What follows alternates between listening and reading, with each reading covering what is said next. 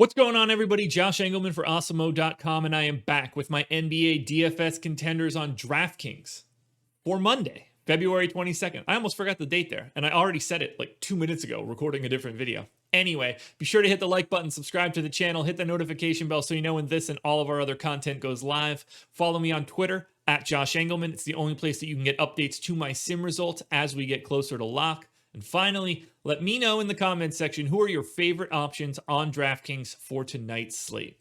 We're rounding out the bottom of my top 10 with Gary Trent, Mike Muscala, Zach LaVine, Ja Morant, and LeBron James on the outside looking in. And I'm not going to lie, I'm really surprised he's not in the top 5. Who will be my favorites? My top 5 plays for today? It's time to find out. First up, number 5, we're going Jae'Sean Tate. And I want to just say right now, value is tough to come by so far in this slate. So we'll see some of these more expensive guys. Like as value opens up, LeBron James will go up because it'll be easier to roster. But anyway, Jae'Sean Tate, small forward, power forward eligibility, 5,900, projected for 30 fantasy points, goals 43, optimal lineup 22% of the time.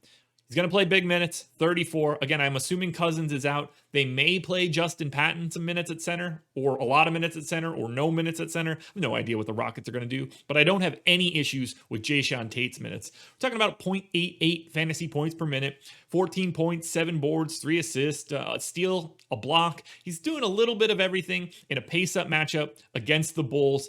Nothing he has to worry about on Chicago. I'm hoping he can get out and transition a little bit. Guy likes to push the pace. I like Jae'Sean Tate here. You get the dual eligibility, a sub 6K price tag, just a solid value in a good matchup. Now at number 4, we're going to my number 1 FanDuel contender. That's Eric Gordon. Point guard, shooting guard eligibility, 6,300, projected for 34, goals 41, optimal lineup 27% of the time.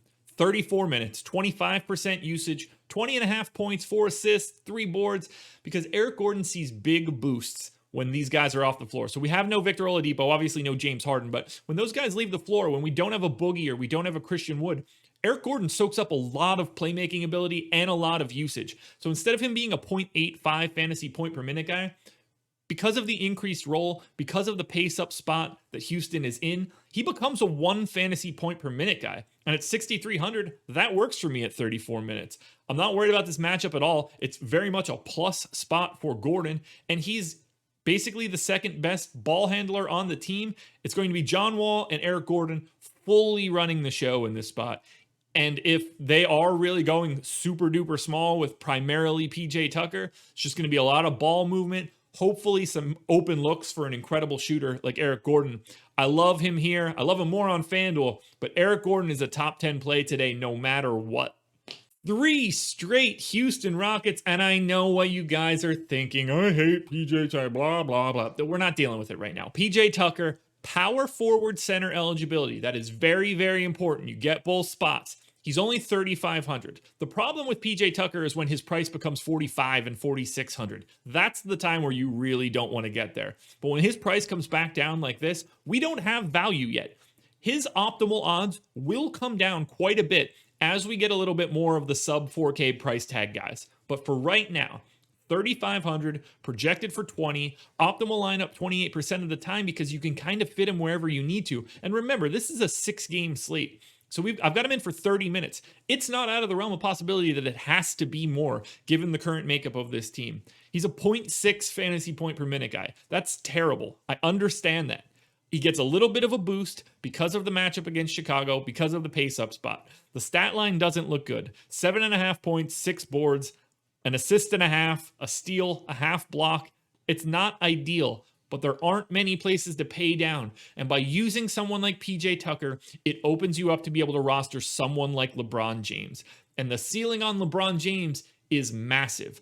If PJ Tucker gets to 30 fantasy points, which will happen once every, I don't know, full moon or something along those lines, then you're going to want to have him. Avoid PJ Tucker on the days where his salary is high. Don't be afraid to roster him when the Houston Rockets are thin on bodies and he's 3,500. Seriously, I just can't quit this game. Number 2, center eligibility, just 5,300. It's Wendell Carter Jr. I have him projected for 32 fantasy points. He's in the optimal lineup 32% of the time. He's back. He's playing big minutes. He played north of 30 minutes his last time out. I'm only projecting him for 30 here. He's normally a fantasy point per minute guy. I have it at 1.1 because it's a pace up spot against Houston. But let's be clear here. They don't have a center. If DeMarcus Cousins doesn't play, the center is either PJ Tucker, someone smaller and less able to do that job, or maybe they're dusting off Justin Patton. Justin Patton, former lottery pick, basically washing out of the league. Wendell Carter Jr., really good when he plays. So, best case scenario, we get no DeMarcus Cousins and we get no Justin Patton. And Wendell Carter Jr. should have a monstrous day, both scoring and rebounding. The offensive rebound potential will be huge for him.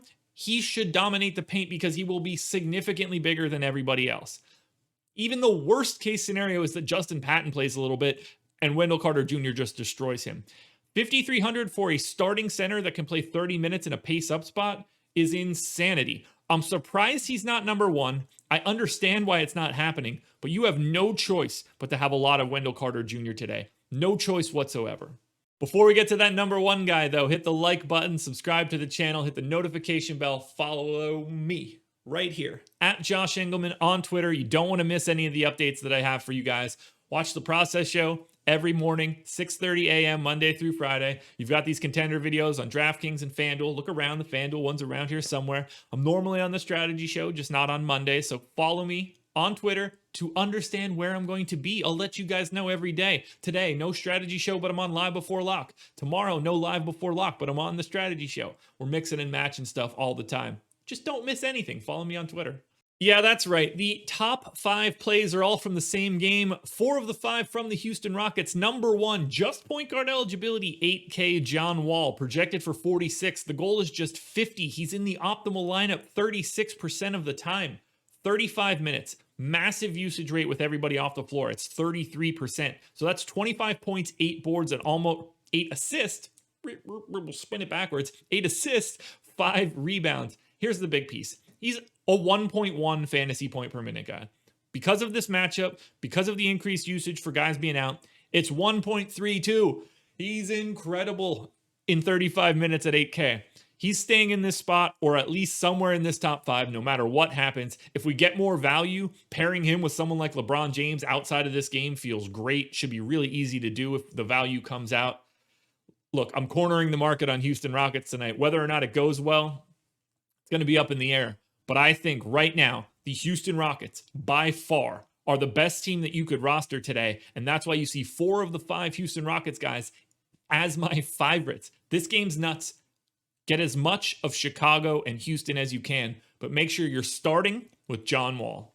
Alrighty, folks, that will do it. Those are my NBA DFS contenders on DraftKings for Monday, February 22nd. Again, watch the FanDuel version of this show. Go check out the process video that's already up on YouTube right now. You could watch that every morning or check out the podcast feed. It gets updated as an audio file as well. And then tune into Live Before Lock tonight at 7 p.m. Eastern. We have an hour later lock today, so make sure you're showing up at the right time. Good luck tonight, everybody. I'll see you guys again tomorrow morning.